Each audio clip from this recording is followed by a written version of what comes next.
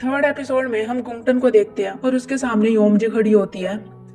गुंगटन काफी इंजर्ड होता है और वो एक पेड़ के नीचे सो जाता है और जब वो अपनी आंखें खोलता है तो वो देखता है कि योमजी उसके कंधे पर सर रखकर सो रही होती है।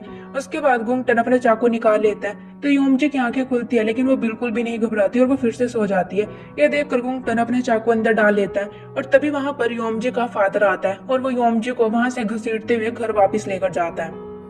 और फिर हम देखते हैं कि योमजी के फादर ने उसकी मोम को मार डाला होता है और वो योमजी को भी बुरे तरीके से पीटने लग जाता है। और तभी योमजी को वहां पर एक चाकू दिखाई देता है। वो उस चाकू को उठा लेती है तो उसका फादर कहता है कि तुम्हारी इतनी हिम्मत कि तुम इस चाकू से मुझ पर वार करोगी। और तभी वहां पर गुंगटन आ जाता है और गुंगटन योमजी का हाथ पकड़कर उस चाकू से उसके फादर को मार डालता है। तो वो योमजी से पूछता है कि क्या तुम्हें इस बात का अफसोस है। तो योमजी कहती है कि नहीं।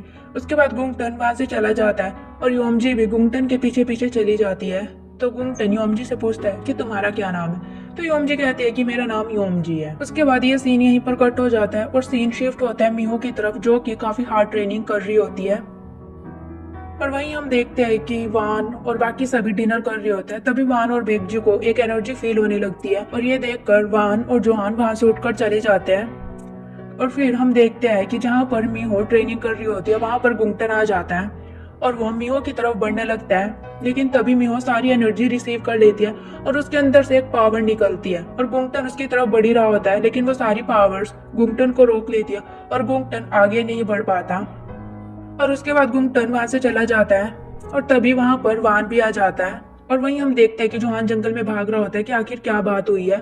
और जोहान के सामने एक गुंगटन होता है, लेकिन जोहान गुंगटन को देख ही नहीं पाता। और वहीं हम वान को देखते हैं जो कि अपने आसपास देख रहा होता है, लेकिन वान को भी कुछ भी नहीं दिखाई देता। उसके बाद वान मिहो को संभालने के लिए उसकी तरफ को जाने लगता है, लेकिन मिहो की पावर्स वान को भी रोक लेती है और वान अंदर ही नहीं जा पा रहा होता है।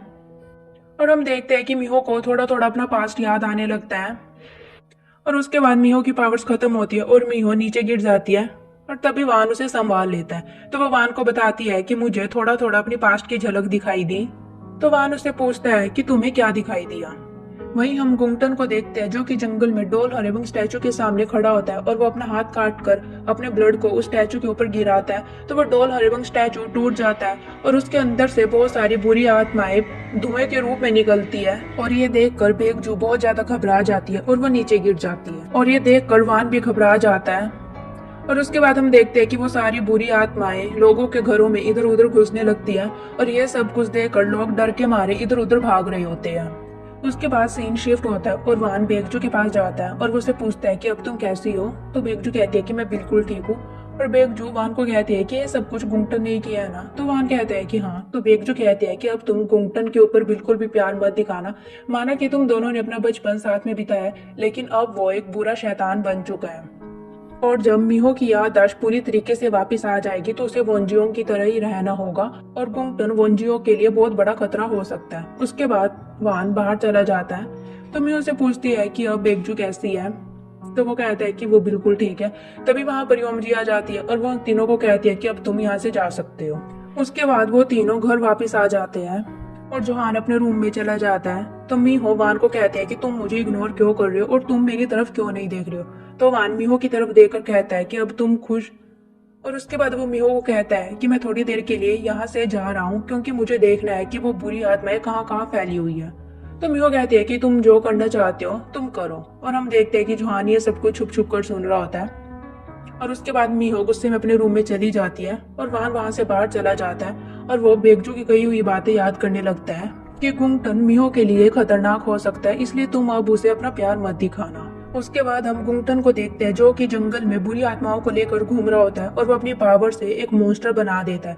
वहीं दूसरी तरफ हम ली सुरियोन को देखते हैं और तभी एक बुरी आत्मा का धुआं आकर ली सुरियोन के अंदर चला जाता है और उसके बाद ली सुरियोन की आइज काफी अजीब सी हो जाती है और उस बुरी आत्मा के अंदर जाने की वजह से ली सुरियोन सुसाइड करने के लिए छत के ऊपर जाकर खड़ी हो जाती है। वहीं हम योमजी को देखते हैं जो कि ली सुरियोन को रोकने के लिए चिल्ला रही होती है और उसे बचाने के लिए भाग रही होती है। तभी हम ली सुरियोन के सामने उसी मॉन्स्टर को देखते हैं जो कि गुंगटन ने बनाया होता है। योमजी ली सुरियोन को रोकने की कोशिश करती है, लेकिन ली सुरियोन छत से कूदकर अपनी जान दे देती है।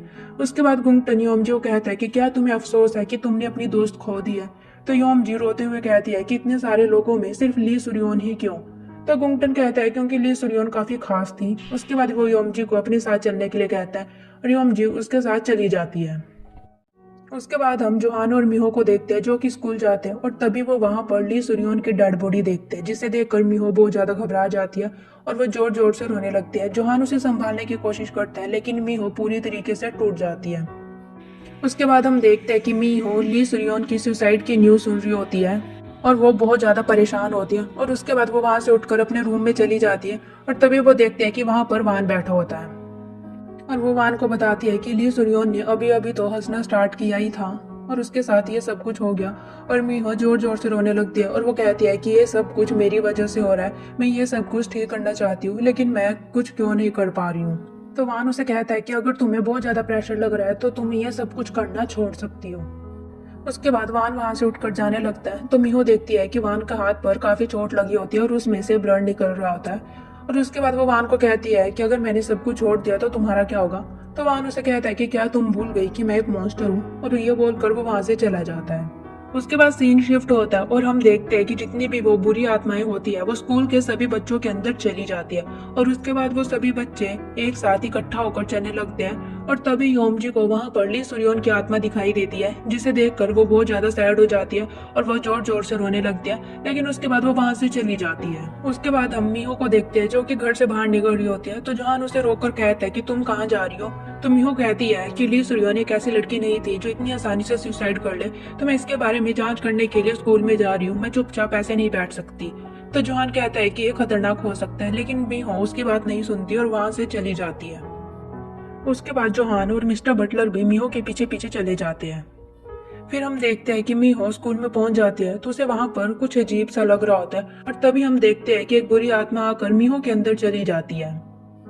उसके बाद हम देखते हैं कि मिहो छत के ऊपर चली जाती है तो वहां पर मिहो को मरे हुए लोगों की आत्मा दिखाई देने लगती है और वह सभी उसे बोल रहे होते हैं कि हमारी जान तुम्हारी वजह से गई है।